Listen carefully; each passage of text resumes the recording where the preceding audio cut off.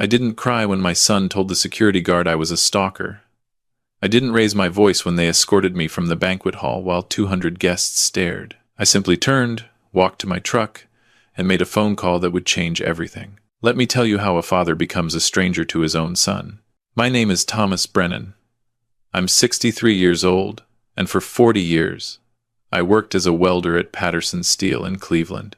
My hands are scarred from sparks, my back aches from years of bending over metal, and my clothes smell like the factory no matter how many times I wash them. To most people, I look like exactly what I am, a blue-collar guy who built a life one paycheck at a time. But there's something those people don't know. Something my son Marcus never knew. Between 1985 and 2020, I invested every spare dollar I had into rental properties. Small places at first duplexes in rough neighborhoods, apartment buildings nobody else wanted. I'd fix them up myself after my shifts, work weekends, doing the plumbing and electrical. My wife Sarah thought I was crazy, spending money we barely had on slums. But I saw something she didn't. I saw Cleveland starting to come back. I saw young professionals who'd work downtown and need affordable places to live. By the time Sarah died of cancer in 2018, I owned 17 properties across 3 counties. The rental income alone was pulling in $42,000 a month. I had $3.4 million in various accounts. But I kept going to the factory every day, kept driving my 2006 Ford pickup, kept living in the same 2-bedroom house on Maple Street where Marcus grew up. Why? Because Sarah made me promise something before she died. She grabbed my hand in that hospital room, her voice barely a whisper, and said, "Tommy, don't let him turn into one of those entitled kids.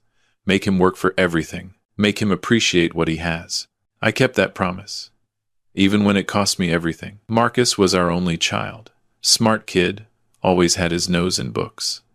Sarah and I were so proud when he got into Ohio State, even prouder when he decided to go pre-med. But here's the thing, Marcus thought he'd earned a full-ride scholarship. He didn't know the truth. I'd set up the Brennan Family Medical Scholarship through the University Foundation back in 2016. Donated $500,000 over 4 years.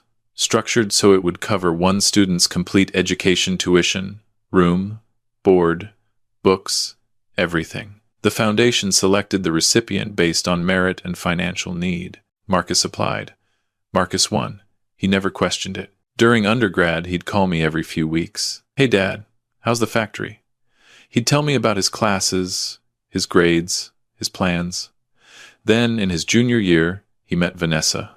Vanessa Chen came from money. Real money. Her father owned a chain of luxury car dealerships across the Midwest, and her mother was a prominent surgeon in Columbus. They lived in Dublin, in one of those neighborhoods where the houses all look like small hotels and the driveways could fit 4 cars. The first time Marcus brought Vanessa home to Cleveland, I saw the look on her face when she pulled up to our house. The paint was peeling. The lawn needed work. My truck was parked in the driveway, with a busted taillight I hadn't gotten around to fixing. "So this is where you grew up?"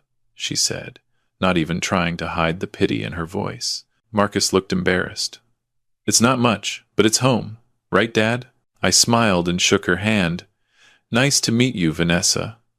Marcus has told me a lot about you." She gave me this tight little smile and wiped her hand on her designer jeans after we shook. I saw it. Marcus pretended he didn't. Over the next year, things changed. The phone calls got shorter. "Hey, Dad. Can't talk long. Studying." Then they got less frequent. "Sorry, I haven't called. Been busy with rotations." Then they stopped altogether unless he needed something. In 2022, Marcus got accepted to Case Western's medical school. Another 4 years, another $500,000 in tuition. I set up another scholarship. He won again. Never questioned it. By then, Vanessa was a permanent fixture. They'd moved in together in a high-rise in University Circle. Expensive place. I didn't ask how he afforded his share because I knew Vanessa was paying. And with every month that passed, my son drifted further away from the man I'd raised him to be. The last time Marcus visited me was Christmas 2023. He came alone because Vanessa was with her family. He stayed for 45 minutes, checked his phone the whole time, and left before we even finished eating. As he walked out the door, he paused. Dad, I know this is hard for you to understand, but I'm building a different kind of life than you had. I'm grateful for everything, but I need to focus on my future now. I watched his BMW Vanessa's gift disappear down Maple Street. That's when I knew I'd lost him. Medical school graduation was set for May 18th, 2024, a Saturday. The ceremony would be at the Veal Center, followed by a private reception at the Ritz-Carlton downtown. Marcus had sent me an invitation 3 months prior. Just a text message with a PDF attachment. No phone call, no personal touch. I RSVP'd yes. Bought a new suit. The first one I'd owned in 15 years. Had it tailored. Got a haircut. Even bought new dress shoes. I wanted to look good for my son's big day. The morning of the graduation, my phone rang. Marcus. My heart jumped. Maybe he was calling to say he was excited I'd be there. Maybe things were turning around. Dad. Hey. His voice sounded strange. Tight. Listen. About tonight. I'm really looking forward to it, I said. I'm so proud of you, son. Yeah, about that. He cleared his throat. The thing is, Vanessa's parents are hosting a table at the reception. They're friends from the hospital, some colleagues from the dealership. It's a networking thing. Okay, I said slowly. And Vanessa thinks, well, we both think it might be better if you didn't come to the reception part. The ceremony is fine, obviously, but the reception is going to be pretty upscale, and you know how those things are. Lots of doctors and business people. It might be uncomfortable for you. My hand tightened on the phone. Uncomfortable for me? Or uncomfortable for you? Dad, don't be like that. I'm just trying to save you from feeling out of place. You'd hate it anyway, all that fancy food and small talk about medical practices and investments. I see. You understand, right? You can watch the ceremony, take some pictures, and then head home. We'll do dinner next week, just the two of us. My treat. Something in his voice told me that dinner would never happen. Marcus, who's going to be at your table at this reception? Well, Vanessa's parents, obviously. Her aunt and uncle, some family friends. And, he hesitated, Dr. Morrison, from the hospital, is bringing his wife. He's considering me for a residency position, so this is really important. Who else? Another pause. Longer this time. Vanessa's brother, Jeff, and his wife. And Vanessa's parents invited this guy, Richard Chen, no relation, who's a senior partner at their investment firm. And where do they think I'll be? I told them you couldn't make it. Work emergency at the factory. The factory where I hadn't had a shift in 4 years because I'd quietly retired. The factory that didn't even exist anymore, Patterson Steel, had closed in 2021. So you lied. I bent the truth to make things simpler. Dad, please don't make this difficult. This is my day. I've worked so hard for this. He'd worked hard. On my money. While being ashamed of the man who gave it to him. Fine, I said quietly. I won't come to the reception. Thank you. I knew you'd understand. I gotta go. The ceremony starts in 6 hours, and I still need to pick up my gown. Love you, Dad. He hung up before I could respond. I sat in my kitchen for a long time after that call, the same kitchen where I'd taught Marcus to tie his shoes, where Sarah and I had helped him with homework, where we'd celebrated his acceptance to medical school with a chocolate cake from the grocery store because that's all we could afford. Then I made some calls. First, to Janet Reeves at the Case Western Foundation. Janet, it's Thomas Brennan. I need to discuss the scholarship disbursements. Of course, Mr. Brennan. How can I help? The final payment for the Brennan Family Medical Scholarship, the one covering this semester's expenses for Marcus Brennan. Has it been processed? Let me check. Yes. It processed last week.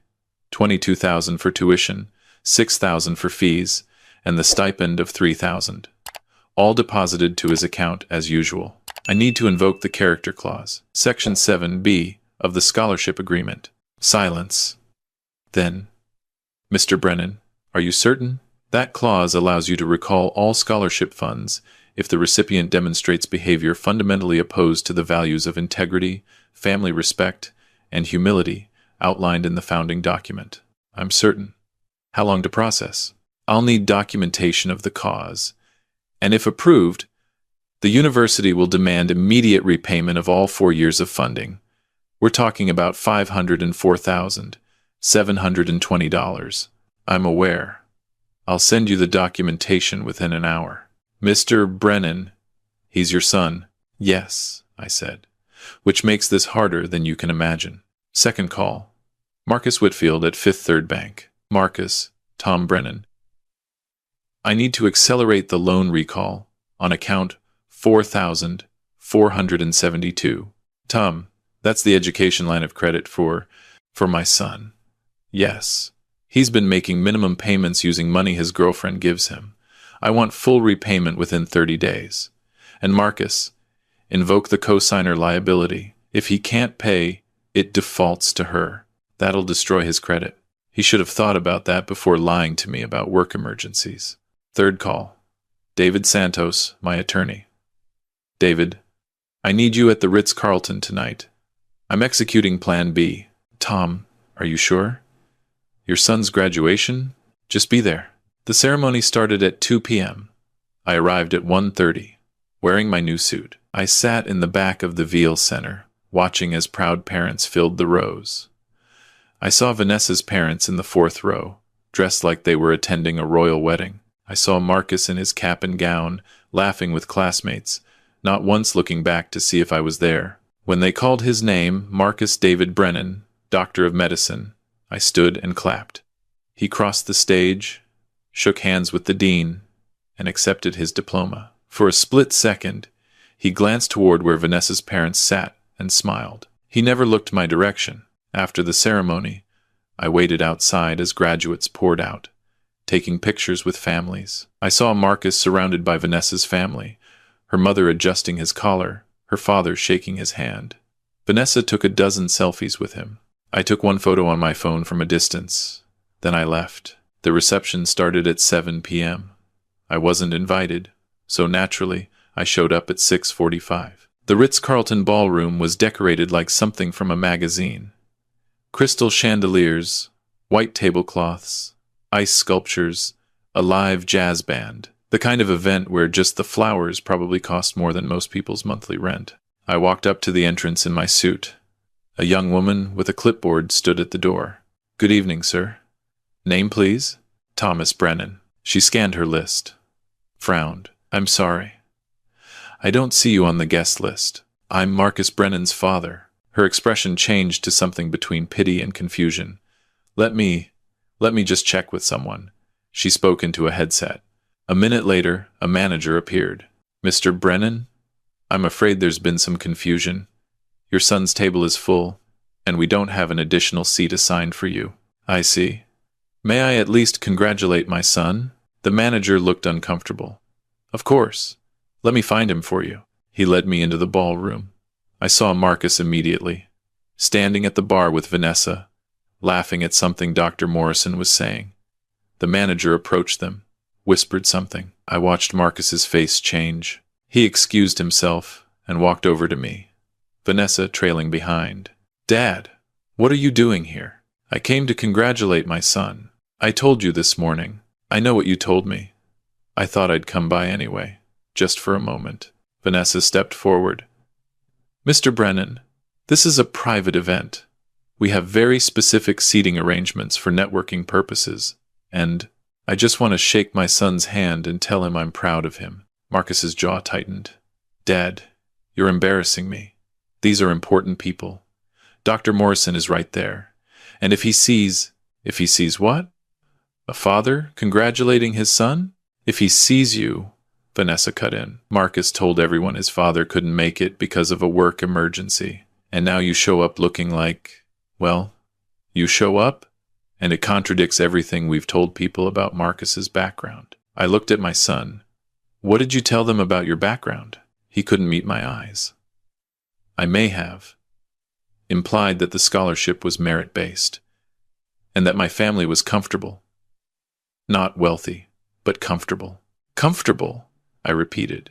Dad, please don't make a scene. Just go. We'll do that dinner next week, I promise. I looked at him for a long moment. My son, the boy I'd raised, the man who was ashamed of me. "You're right," I said quietly. "I shouldn't be here." Relief flooded his face. "Thank you for understanding. But before I go, I have something for you." I pulled an envelope from my jacket.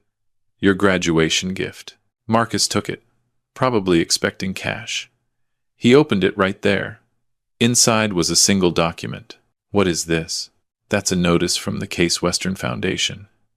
The Brennan Family Medical Scholarship has been revoked due to violation of the character clause. You have 30 days to repay all funds received over the past 4 years. That's $504,720. The color drained from his face. "What?" "Oh, and the second page is from Fifth Third Bank. Your education line of credit, the one I co-signed, is being called. Full repayment required within 30 days. That's another $60,000 you borrowed for living expenses." Vanessa snatched the papers. "This is insane. You can't do this." "I can, actually. I funded the scholarship. I co-signed the loan. And Section 7B of the scholarship agreement specifically allows for revocation if the recipient demonstrates behavior fundamentally opposed to family respect and personal integrity." Marcus grabbed my arm. "Dad, wait. This is some kind of joke, right? You're trying to teach me a lesson?" "The only joke," I said calmly, "is that you've been lying to yourself about who paid for everything. The scholarship you won? I created it. The money you thought just appeared? I put it there. Every tuition payment, every book, every meal plan, every dorm room. That was me." "That's impossible." "You're a welder. I was a welder. I'm also a landlord with 17 properties and a portfolio worth $3.4 million. But you never bothered to ask. You just assumed your old man was too stupid and too poor to be anything more than an embarrassment." Vanessa's mouth opened and closed. "Marcus told us his parents were," he said. "He said what? That I was nobody? That I was just some factory worker he wanted to forget about?" Marcus's face crumpled. "Dad, I didn't mean—" "You meant every word. And now you'll live with the consequences." I turned to go. "Wait." He grabbed my arm again, harder this time. "You can't do this. I'll lose everything. The bank will come after me, and I won't be able to pay, and what? You'll have to ask Vanessa's family for help? You'll have to admit you lied about your background? You'll have to face the fact that the man you were ashamed of was the man who gave you everything?" Security appeared. The manager must have called them. 2 large men in suits. "Sir, you need to leave." I looked at my son one last time. "You told them I was a work emergency. You know what? You were right. Your whole life has been built on my work. And now it's an emergency because you just lost it all." They escorted me out. As I walked through that ballroom, 200 people watched. I heard the whispers starting, saw the phones coming out. Dr. Morrison was frowning. Vanessa's father looked furious. I got into my truck and drove home. The next morning, my phone started ringing at 6 a.m. Marcus. I let it go to voicemail. He called 12 more times. I listened to the messages later. "Dad, please, you have to fix this. The university sent me a formal letter. This is real. Dad, Vanessa's parents are furious. They're saying I lied to them about my family. Please call me back." "Dad," the bank called. "They're serious about the 30 days. I don't have that kind of money. Nobody does. You have to stop this. Dad, please. I'm sorry. I'm so sorry. I was wrong. Please just answer the phone." I didn't answer. 3 days later, Vanessa left him. I know, because Marcus showed up at my house at 11 p.m., sobbing on my front porch. She's gone. She said I'm a liar and she can't trust me. Her parents won't even talk to me. And Dr. Morrison rescinded his residency offer. He said I showed poor judgment in family matters. I opened the door but didn't let him in. What do you want, Marcus? I need your help. I need you to fix this. Call the university. Call the bank. Tell them it was a mistake. Was it a mistake? What? Was it a mistake when you told security I was a stalker? Was it a mistake when you lied about me to everyone you knew? Was it a mistake when you were ashamed to have your own father at your graduation reception? He broke down. Full sobbing. The kind I hadn't seen since he was a kid with a skinned knee. I was wrong. I know I was wrong. I'm sorry, Dad. I'm so sorry. Sorry because you got caught. Sorry because you're facing consequences. Not sorry for what you did. No, I'm sorry because I hurt you, because I was a terrible son, because I forgot everything you and Mom taught me about being a good person. I looked at him, really looked at him, saw the designer clothes Vanessa had bought him, saw the watch that probably cost more than my truck, saw the man who'd chosen status over integrity. But I also saw the boy who used to bring me his report cards with pride, who'd hugged me at Sarah's funeral and whispered, "We're gonna be okay, Dad," who'd once told me I was his hero. "Here's what's going to happen," I said. "You're going to get a job. Not a doctor job, any job. Waiting tables, retail, I don't care. You're going to make payments to the university and the bank. Every month. Even if it takes you 20 years. Dad, I can't. The amounts are too big. You'll never what? You'll never drive a BMW again? You'll never live in a high-rise? Welcome to how most people live, Marcus. Welcome to the life you were so ashamed of. Please, there has to be another way." I pulled out a folder. Inside was a contract. "There is one way. You sign this agreement. You commit to working 1 full year at a free clinic in the poorest part of Cleveland. You live in a studio apartment in that neighborhood. I own one, rent-free. You use your medical degree to help people who can't afford fancy doctors. You remember why you wanted to be a doctor in the first place. And then, if you can prove to me that you've remembered what it means to have integrity, I'll reinstate the scholarship funds. But Marcus, you have to earn it. Not with words, with actions." He stared at the contract. 1 year? Minimum. Could be longer, depending on whether I believe you've actually changed. And if I don't sign, then you owe $564,720 in 30 days. Your choice. He took the pen with shaking hands and signed. That was 6 months ago. Marcus works at Street Vincent's free clinic now.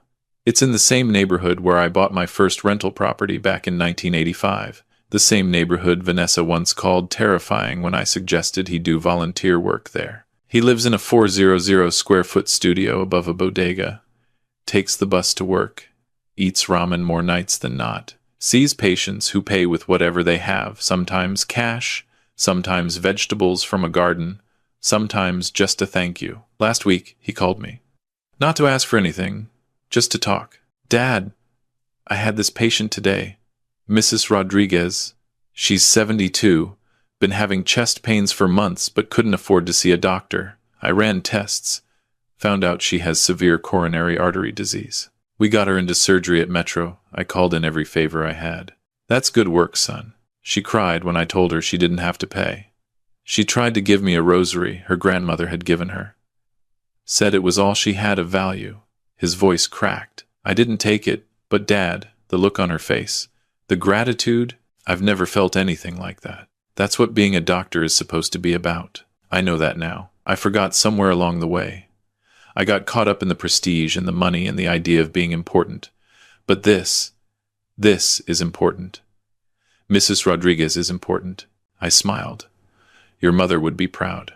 I'm sorry I disappointed her. I'm sorry I disappointed you. You didn't disappoint me, Marcus. You broke my heart, but hearts can heal. When can I come home? When you don't need to ask that question. When you understand that home isn't a place, it's who you are. And right now, you're still figuring that out. I understand. We talked for another hour. About his patients. About the clinic. About the neighborhood kids who'd started calling him Doc Marcus and asking him about medical school. About the landlord me who kept the building maintained despite it being in a rough area. When we hung up, I sat in my kitchen and looked at the photos on the wall. Marcus at his high school graduation. Marcus at Ohio State.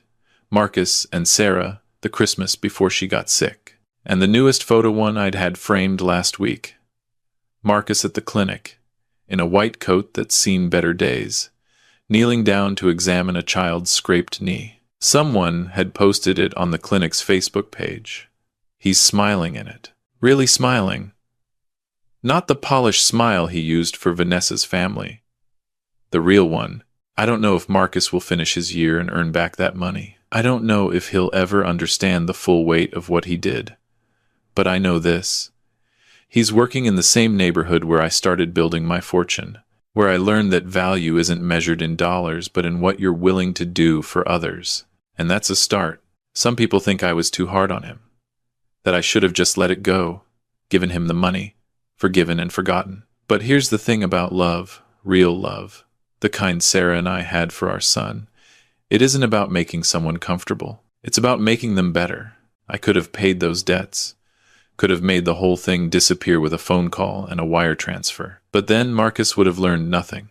He'd have gone right back to the life he was building, the one where his father was an embarrassment, and success meant forgetting where you came from. Instead, he's learning what I learned 40 years ago, welding metal in a factory while everyone else was out having fun. He's learning that character isn't built in the good times. It's built when you're eating ramen in a studio apartment, wondering how you'll make it through another week, and you choose to do the right thing anyway. Last month, I drove past Street Vincent's, parked across the street and watched through the window. Saw Marcus talking to an elderly man, taking his blood pressure, writing something on a clipboard. The man said something and Marcus laughed, that same laugh he had when he was a kid, before the world taught him to be ashamed of joy. I didn't go in, didn't want to interrupt, but I took a picture on my phone, added it to the collection. Tonight, I got a text from him. Just 3 words. Thank you, Dad. I stared at those words for a long time. Thought about that night at the Ritz-Carlton. Thought about Sarah in that hospital bed, making me promise to teach our son the right way. I texted back, "You're welcome, son. Your mother would be proud of who you're becoming." 3 dots appeared, disappeared, appeared again. Then, "I hope someday I can make you proud too."